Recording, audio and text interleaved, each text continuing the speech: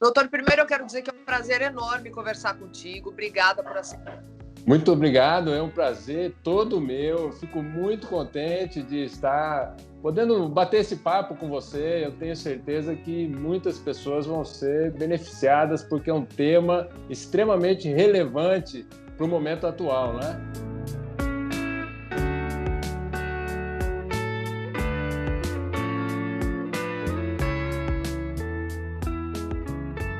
Você sabe que eu conheço muita gente, né, doutor? E o pessoal vem falar comigo muitas vezes, que sabe que eu já tive síndrome do pânico, depressão, e muitas pessoas têm vindo me falar agora. Eu vi que é um volume assustador, né?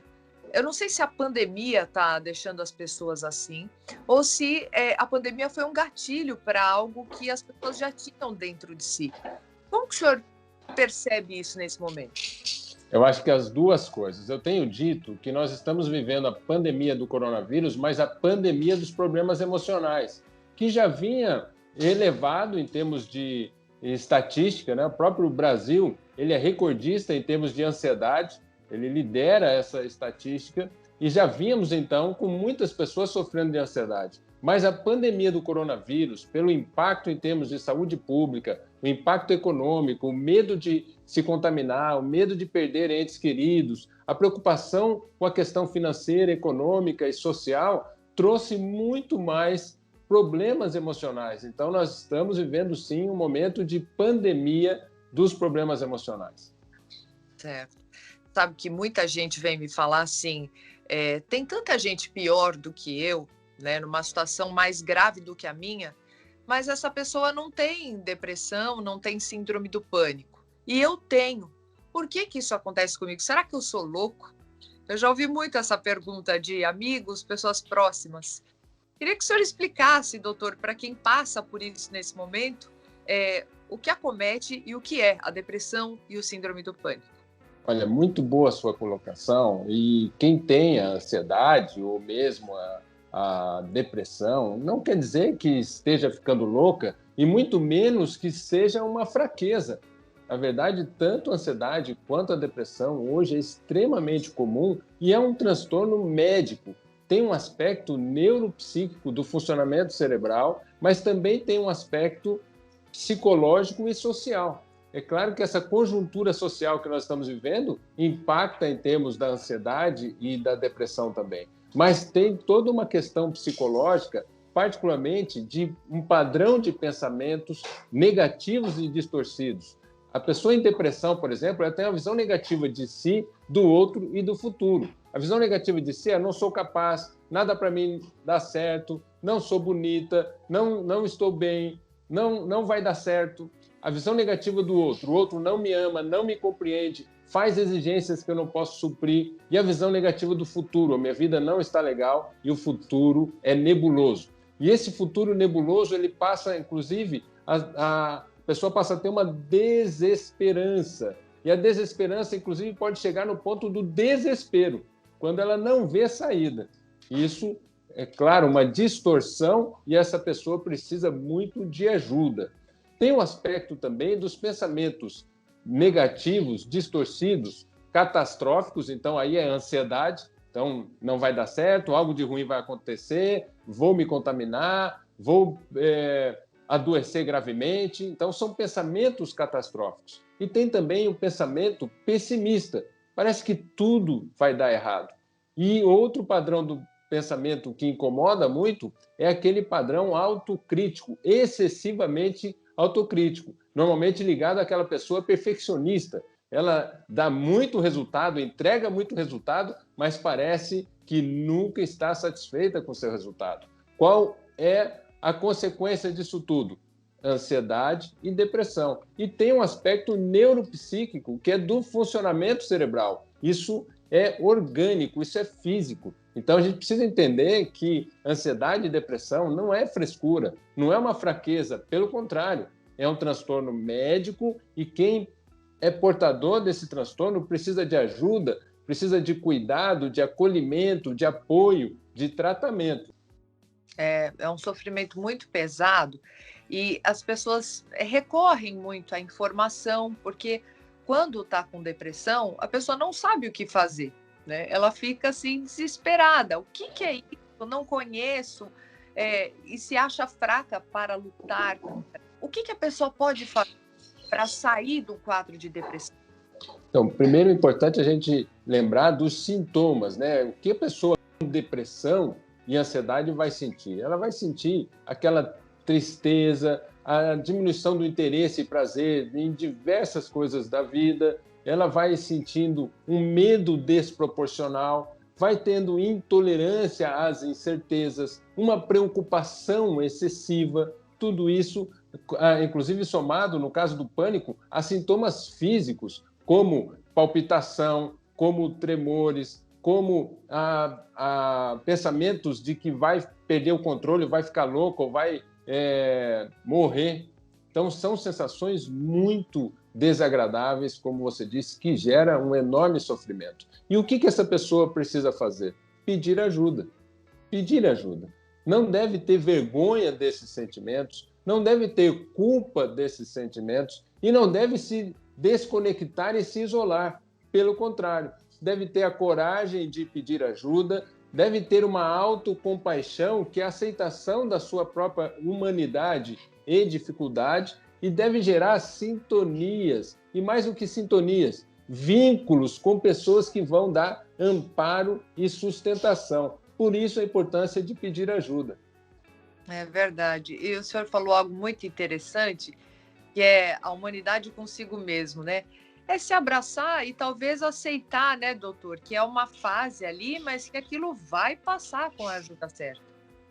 Perfeito. Essa autocompaixão, o amor próprio, o perdão próprio, isso é muito importante. E como você disse muito bem, isso vai passar, mas com ajuda. É muito importante recorrer à ajuda, porque é uma condição que tem tratamento. A pessoa, muitas vezes, ela pensa, eu sou assim mesmo, não tem jeito. Não, pelo contrário. Mais do que jeito, tem um caminho para a superação da dificuldade, para a vida plena. É isso que nós queremos. Todos nós queremos a vida plena. E a saúde, nesse sentido amplo de bem-estar físico, emocional, social e, podemos dizer, até o espiritual. Então, é muito importante pedir ajuda para atingir esse objetivo dessa vida plena. Teve uma vez que o senhor falou de uma técnica do momento em que a gente estava com a crise de ansiedade ou de pânico, falando da respiração. É uma técnica muito prática e que ajuda muito as pessoas naquele momento em que a crise está pegando braba. Como é que é essa técnica, doutor? Muito boa a sua lembrança. E a técnica da respiração, existem várias estratégias, mas basicamente a pessoa precisa respirar lenta e profundamente. Por quê? Na ansiedade, a respiração é curta e rápida. E isso gera muito desconforto, como tontura, aumento da frequência cardíaca, dormência nas mãos, dormência nos lábios. Tudo isso porque a pessoa está respirando curto e rápido. Quando ela passa a respirar lenta e profundamente, isso traz um alívio e um equilíbrio muito grande. Então, como que é feito isso? Respirando, enchendo o peito de ar lentamente, contando até 3. Nessa velocidade. 1, 2, 3. Aí faz uma pausa, prende um pouquinho, conta até 3 novamente. 1, 2, 3. E solta devagar, contando até 3.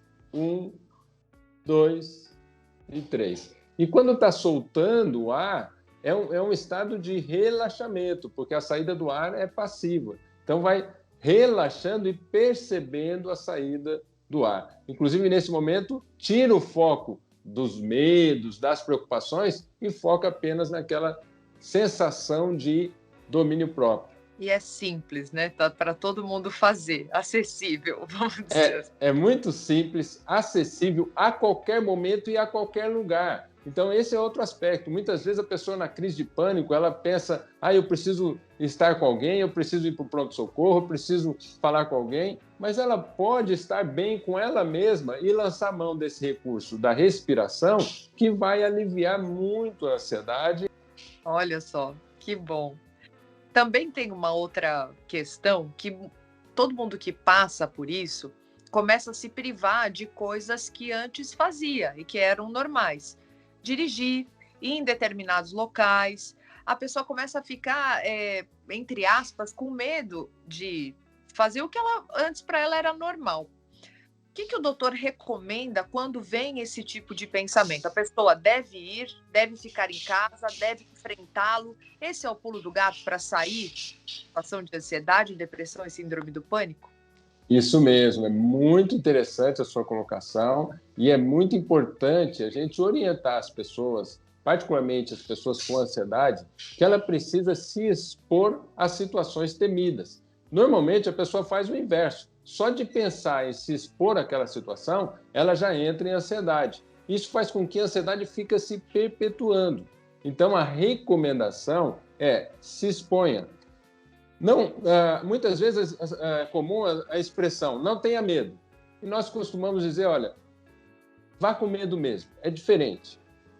Porque as pessoas têm medo, as pessoas têm receio. Mas é importante enfrentar os seus medos. Porque acontece um fenômeno na psicologia chamado de habituação.